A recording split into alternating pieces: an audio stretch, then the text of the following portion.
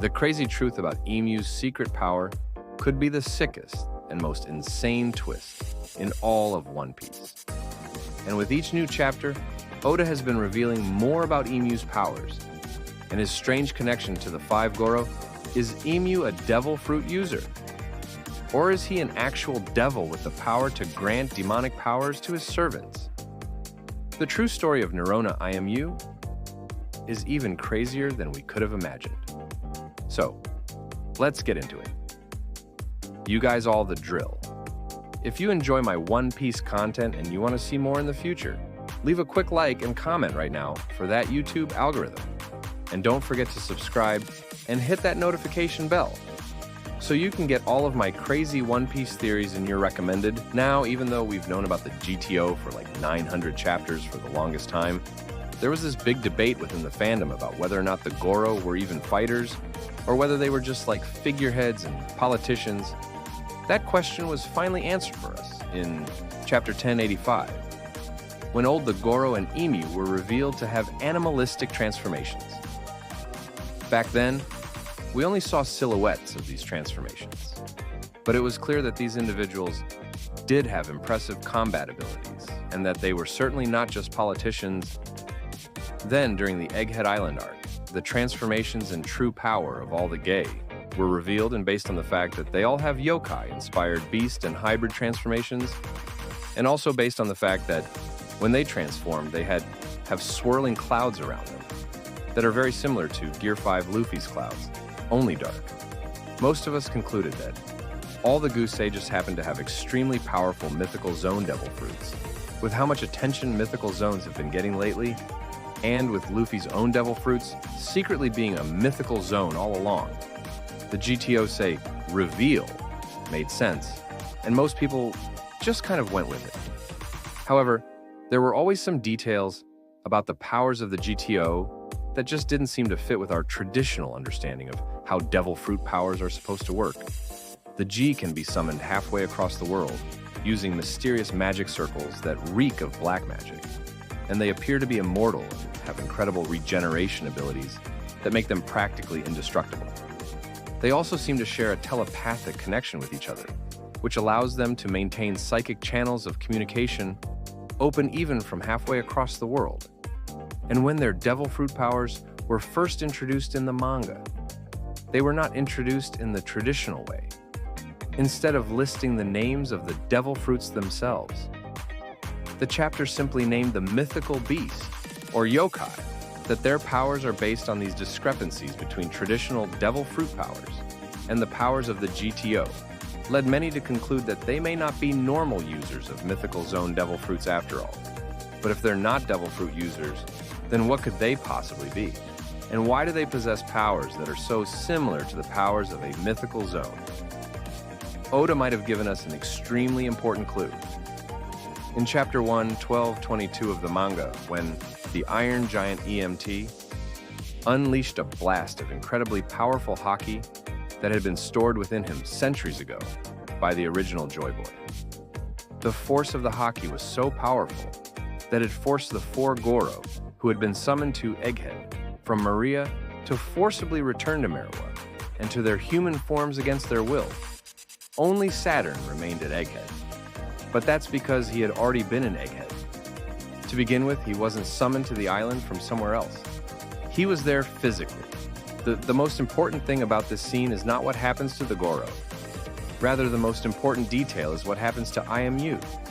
Sama himself, even though Yu was still safely inside his garden in Meriwa, and even though he himself was never summoned to Egghead, the insane haki blast that hit the G seemed to have a direct effect on Emu as well.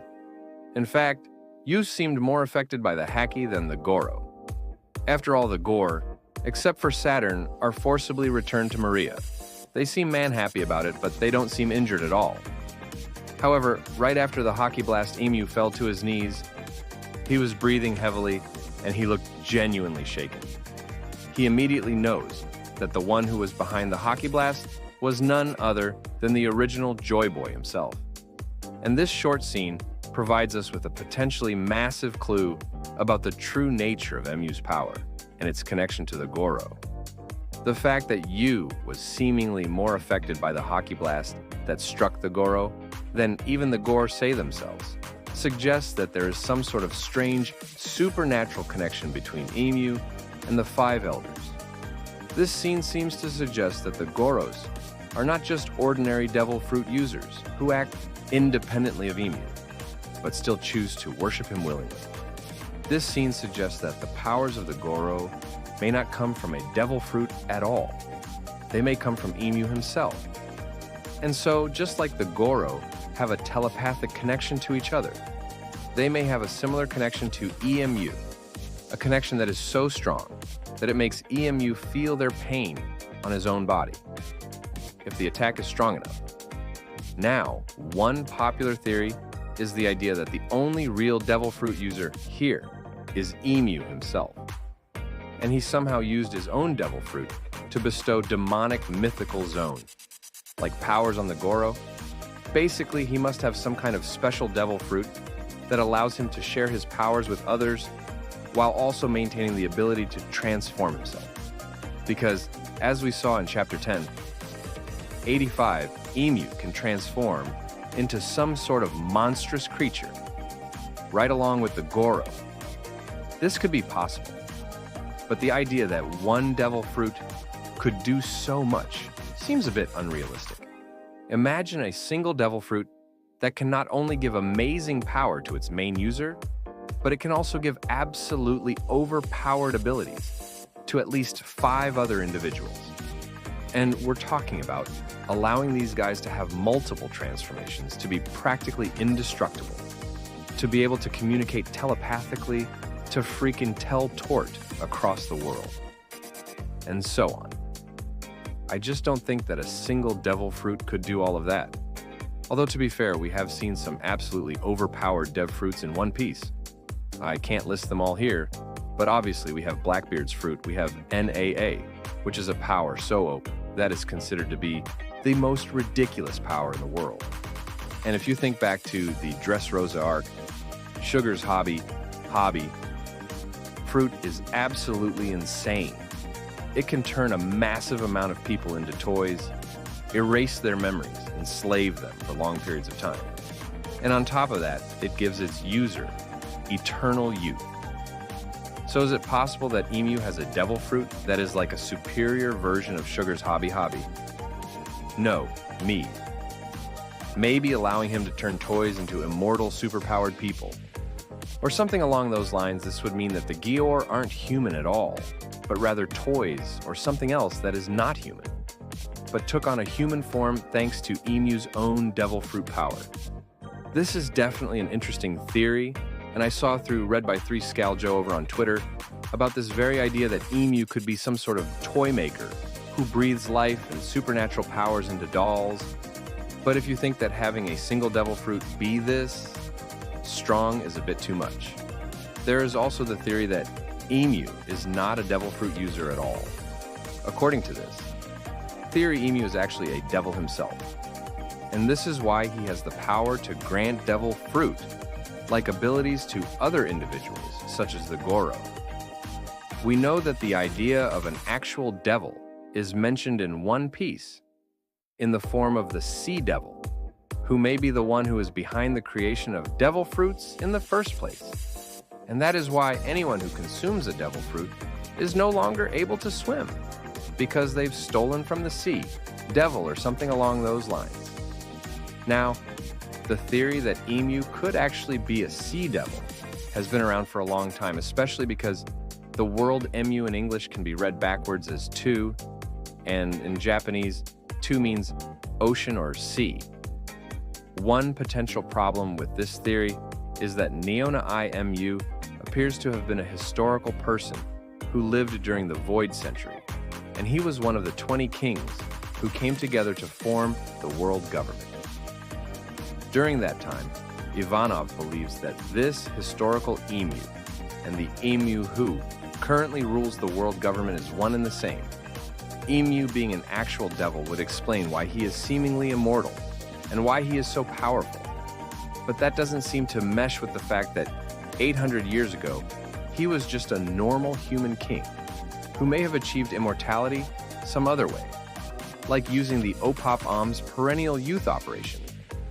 So either Emu was just a human who became the ruler of the world government and then achieved immortality with the OPOP-POMI, or he was something else all along. Maybe Emu really was human once, but at some point he became possessed by an actual devil, and that devil simply assumed the name and identity of Saint Emu of the Nerona family.